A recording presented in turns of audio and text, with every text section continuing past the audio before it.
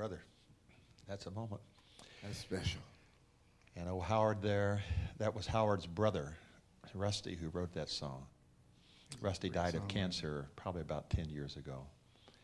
And that was all Howard. He told me later on, he said, I've never heard that song sung with that kind of meaning before in my life. That's got to make you feel good. Jesse, you spoke earlier of James Cleveland. And to some of our listeners, that might not be a real familiar name, but anybody who's followed gospel music Would know that name.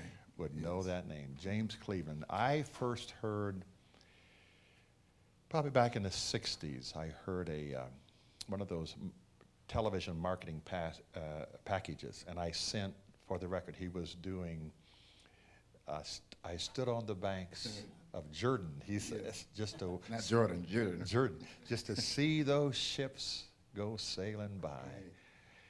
And man, I was mesmerized. He was a communicator. Boy, I guess he was. Wasn't by his own admission would not claim to be a great singer. No. He said nobody ever accused him of being a singer, but he could communicate the lyric. Well, you try to tell that to folks who bought millions of his records, and his big song, or one of his many big songs, was this song "Peace Be Still." When was the first time you sang that with him?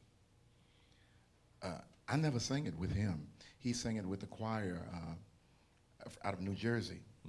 And I said, James, you got that song out of the hymn book. Because I read music, and I would just go and play hymns just to be playing. And when I saw that song in the hymnal, I said, James, how did you find that? And he said, that's an old hymn. Yeah. That most people in the black church don't know, but they will know it after this. And he was right. Oh, they sang sold it. up 1 million copies. They sang it and sang it.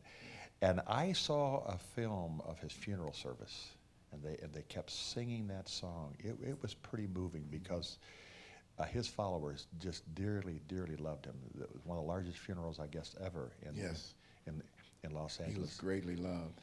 And but recently, I said, Jesse, do you think that we could do this song?